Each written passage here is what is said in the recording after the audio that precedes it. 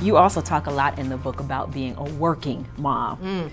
And you're that box checker. Still am. Still are, right? Until that last one gets off to college. I Counting know. down. She's a senior now, right? Senior. We're so close. Senior year. Yeah. But then they say it's never over. That's what I hear. Yeah, I'm right behind you. I'm junior years, I'm right behind you. But you talk a lot about that balance between your mom, Marion, who was staying at home before she decided to go off to work, and that Mary Tyler Moore, where you wanted to be independent and do it. How did you strike the balance? Or did you? Yeah, I think, as you know, you do what you can. It's like just staying above water.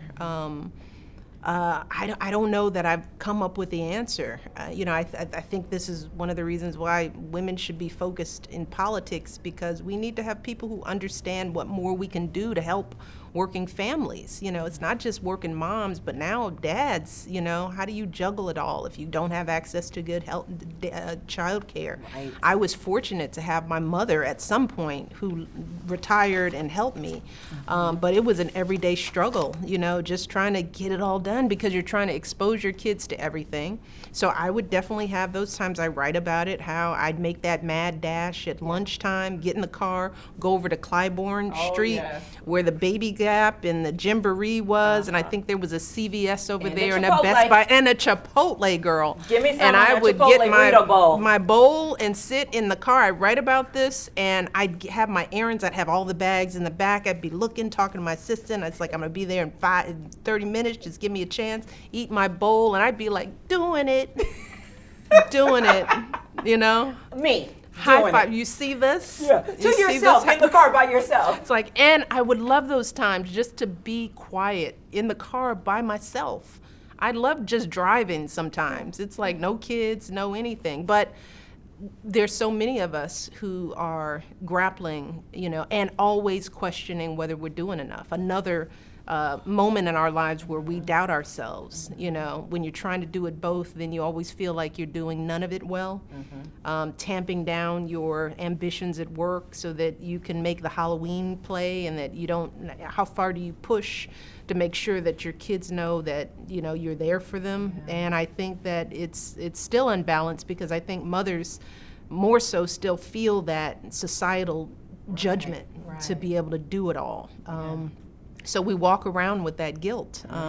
So yes, I write about that. Yeah, no, you're hitting a nerve. You are hitting, look, let me get a tissue. That's right. Because, it's right. so real. And to hear that from someone like you, and to know that you know what it's like, you know the struggle. Well, one of the reasons why when I became First Lady, I said my most important role was gonna be mom in chief. And there were some women who criticized me for that, which is what some we do to each other. It's like, now here I am, I'm professional, I'm working, I'm educated. Of course I'm gonna work. Of course I'm gonna do that. But if I don't take care of these kids, if I don't put my best into them, I can do the work. I don't need anybody else to make me feel guilty about that. But we do that to each other. But that's one of the reasons why being mom in chief, I put that up front, because I couldn't do my job as First Lady until I knew my kids were settled.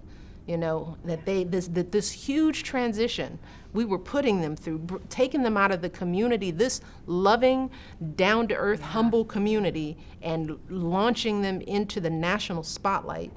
You better be sure my first priority was make sure they were going to be sane and well implanted in their school, and that they had friends, before I worried about every other initiative. And guess what? I was able to do both. I love it. Which is what we do as women. We do find a way to do it all. So we don't need other people criticizing us or second guessing our choices and how we prioritize. We got to be better to each other as women. I agree. Another theme for me throughout the book is when someone says no, you say, let's go. Yeah, right. I mean, it showed from kindergarten with the word white. Yeah, all the way till it's now. Like, I can spell this. Yeah, I explore that part of myself, because I've seen that thread in me.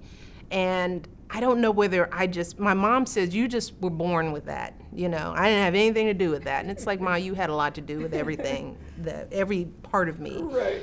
But I don't know whether that feistiness, it's like I describe it as a flame in me that my parents wanted to keep lit. And here's the lesson for me there is that I was a girl that was feisty and confident from the very beginning, and my parents didn't try to tamp that down. You know, let me say this again for people raising girls. Please do. Because what is confident and competence for a boy is bossiness for a girl. And I was fortunate enough to have parents who saw that, and they guided it, right? Because you can go off the skids and be border on disrespectful, which they wouldn't allow. Right. But we have to allow girls to be angry and bold and courageous and brave and feisty and still be beautiful and loving and kind. We can do both. But a lot of times we suffocate that out of our girls because we're afraid of them being, labeled as something that's not feminine. My parents were smart enough to know, let it go, let her learn how to manage that because she's going to need that feistiness. And it turned out that I needed it along the way. Yeah. You done well. You done well. Becoming. Are you still becoming? Oh, every day. Every day. I was just explaining to some of the Whitney Young students I got to talk to is that you have to think of your life, if you're blessed, that you're going to live a long time. And more of us are going to be living longer if we're healthy. We're going to be living into our 80s, 90s, and this generation could be in the hundreds. That's a long life. Yes, it is. And I'm only 55. Right. So if I can't stop now. So I'm figuring out that next phase of my journey. What's going to come from this book? What stories are being told? Where do I fit myself into the needs and the wants that are out there? How do I find a place to be helpful and useful? I'm still figuring that out.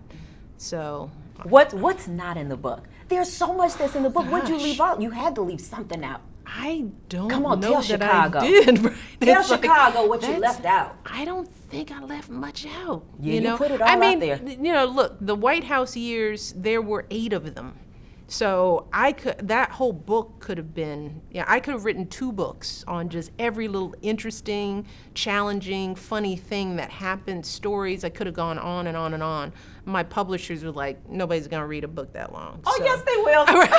Or just do another one. Well, okay, slow down, Val. Slow down. Get through this one. But there so much happened in our 10 years that I felt like, there are definitely stories that, there just wasn't the space and time to tell. So maybe there's another book in there, but let's see how this one does first. Okay, last question, because I'm getting hard wrapped. Whose book is going to be better, you or your husband's? Oh, he says mine already is. Oh, he's smart. We knew he was smart. Yeah, right. We knew that, but he's well, let me just smart. say, because let me put my brakes. Well, no, but just in all fairness to him, a memoir is different. It's a personal journey. He has a job to do with his book. He has to really talk about his legacy as president. He did his memoir, so it's going to be different. That's what I say. He says hands down, your book is going to be better. But I think his book is going to be necessary for history. Well, he's probably telling the truth. I mean, you do trust him. Right. I do.